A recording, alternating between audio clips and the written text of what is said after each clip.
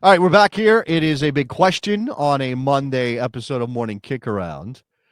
And I saw, I'm was on Blue Sky, dual screening it during the Euros last week.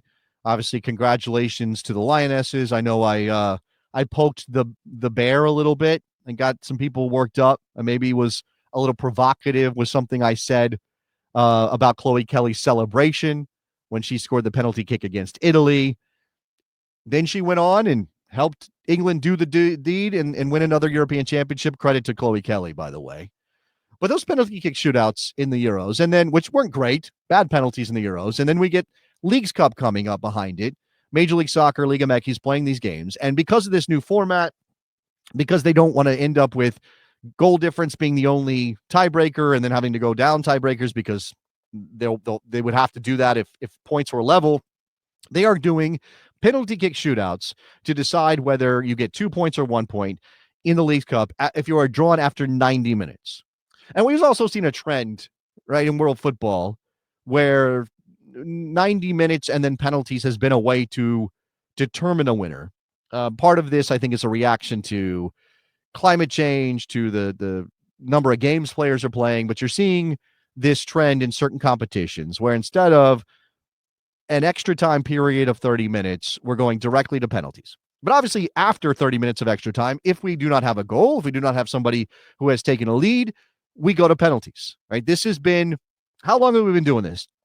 The penalty kick shootout is 30-something years old as the key mechanism for determining winners. And then obviously, golden goal was a brief interlude, and then we had penalties before that, right? One of the most famous penalties of all time is Roberto Baggio blowing the penalty over the bar at the 94 World Cup final in the United States of America when Brazil beat Italy.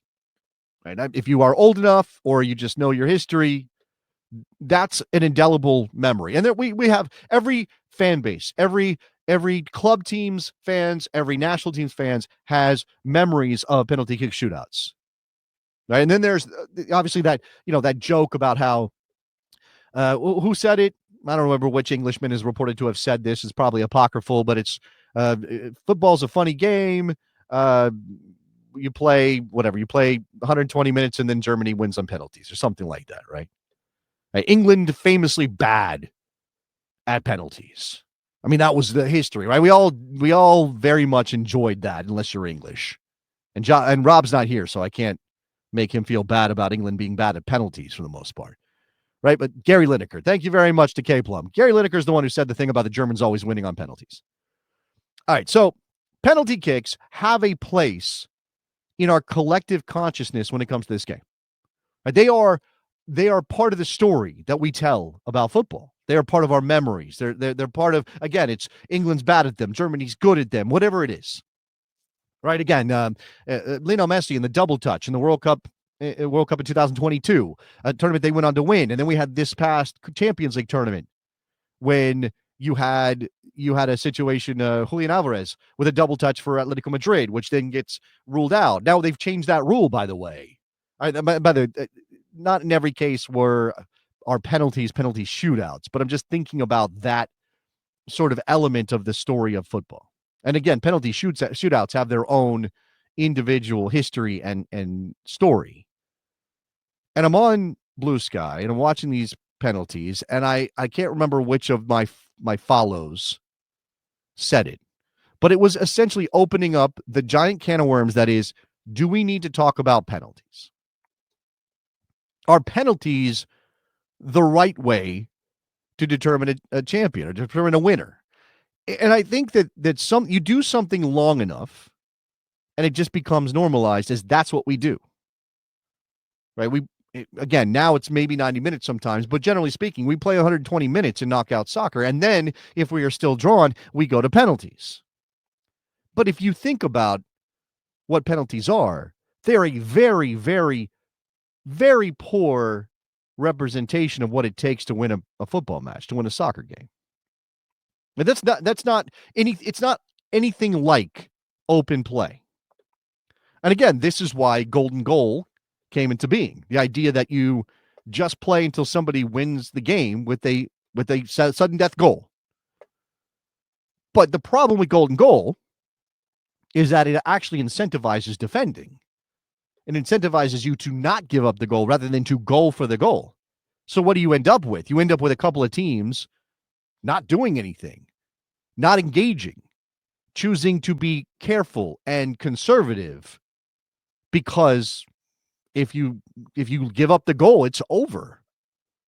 Now, if we are going to be creative about this, and I recognize that this pokes people the wrong way, like it rubs people the wrong way. This is the thing that we get into as Americans, right?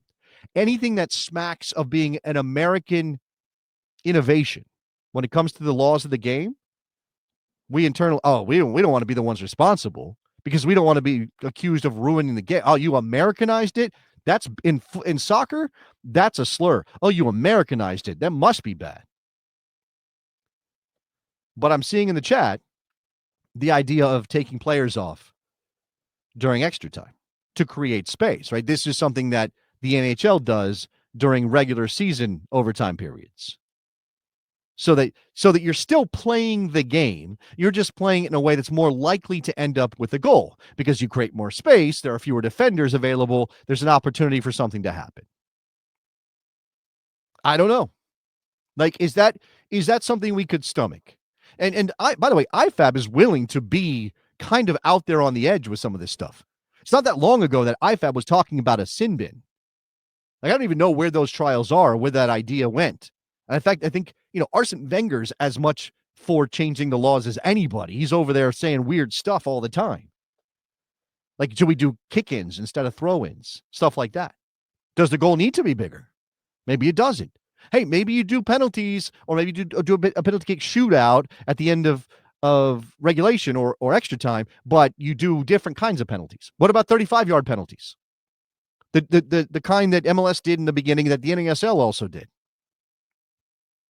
What if it's that, which is a better approximation of the skills necessary to score a goal in regulation, in open play? Like, I don't know. That's I have vague memories of the MLS 35-yard shootout, but I'll tell you what, like, I have a reaction. I can't necessarily verbalize it, where I don't like that idea. That sounds weird to me. Like, what? And I have heard from people I've worked, like Tony Miola, in the early years of MLS, said he hated that because it's an injury waiting to happen.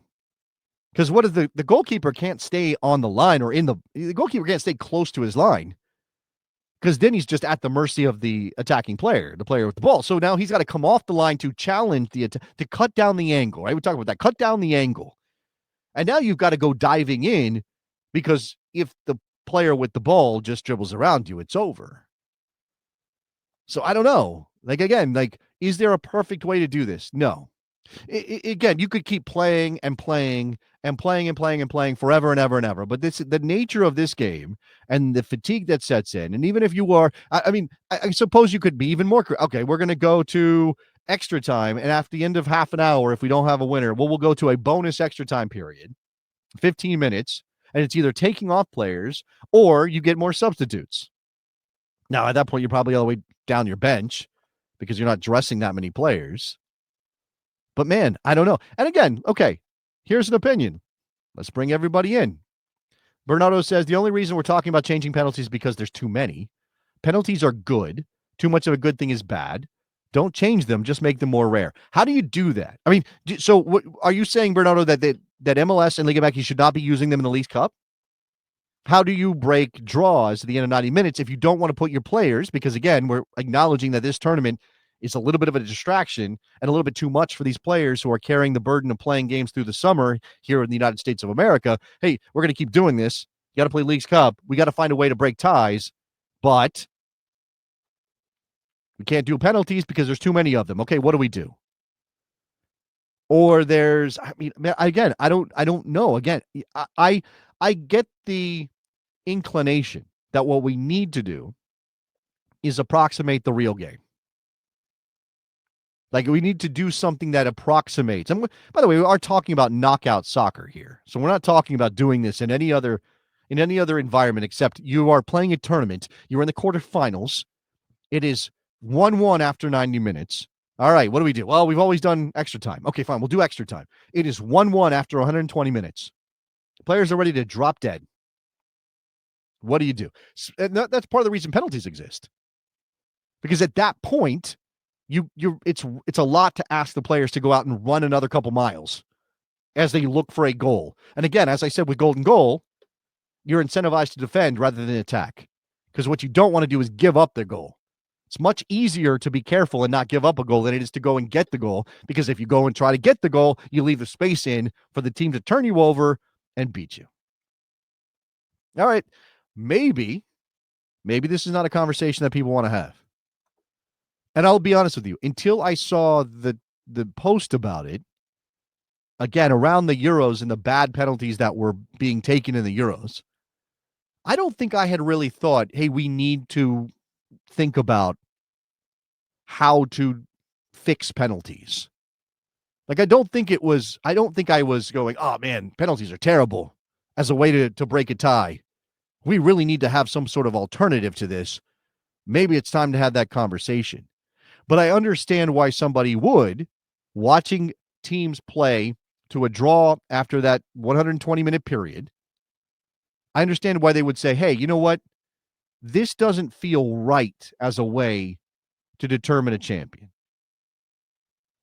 This doesn't feel, because again, you've played 120 minutes, and in a sport where goals are a premium, where scoring is difficult, what do we get? We get, oh, that team didn't deserve to win that game. We say that all the time. Teams win the game, and then we go, they didn't deserve to win the game. And penalties only exacerbate that problem, because you can be bad, get an own goal, get a penalty, or play to a goalless draw against a team that peppers your goal with shots, and you have a goalkeeper who stands on their head, or the crossbar is your friend, and then you go to penalties, and the poorer team wins, and everybody feels cheated. Everybody feels like that. But I also think that as fans of this sport, and I think soccer fans are better at this than a lot of other sports, we just kind of have to accept that there's a lot unfair about this. Like, soccer is not just in any way. Yeah. All right, so here's an interesting one. I have no issue with extra time than penalties. I would change one thing. There is statistically more chance to win if you are shooting first. I would change from the AB pattern to ABBA. Now, I would tell you that would be difficult for me to keep track of as a view. I mean, I would obviously, be able to follow at some point, but I think initially it'd be like, wait a second, why are they taking again? But it is, there are, I think within the current structures, without revolutionizing the way that we determine winners, that actually isn't a terrible idea. That's not what I would be too upset about. If you do argue, if you have the statistics to back it up, too many Burgundies is saying that shooting first usually means, or gives a significant advantage, and maybe you kind of find a way to cancel out that advantage so it truly comes down to making your kicks or the goalkeeper making saves. All right. If you have thoughts on the penalty kick shootout, how we break ties, draws in our sport, please leave a comment. As always, ask you to like the videos. We're live Monday, Wednesday, Friday, 9:30 a.m. Eastern time. If you're watching this after the fact, you can join in, be part of the chat, be part of the group. If you become a member, you get priority commenting, you get access to the Discord, you get access to bonus content as well. So make sure you do that on Morning Kick Around on the channel. I think we're up over 3,100 subscribers, just climbing and climbing and climbing. So tell your friends about Morning Kick Around. Let them know that we are here and we are covering American soccer probably in a different way than almost anybody else out there. Got lots of stuff coming up as we get back into our regular schedule starting next week. Shout out to Rob, who was not here today. He's on vacation. I know that he would like to be here, and he will be back very soon to talk about American soccer and all things happening in the world of football on Morning Kick Around. All right. If you want to give us a little bit of cash towards our 2026 fund to do a live show, you can do that at coffee.com/morning kick around. You can also get us as a podcast if you want to listen to the show rather than watch it, or you miss part of it and you want to go back that way. Just search up Morning Kick Around on your podcast platform. And again, you can follow us on social media as well at mkickaround, X, Instagram, Blue Sky. You can find Rob and I individually on those platforms as well. So look for us. Jason Davis or Davis Jason is how I am on Blue Sky. I may be writing about some of the things we talked about or something completely different on my newsletter that I have. And I write on at least once a week.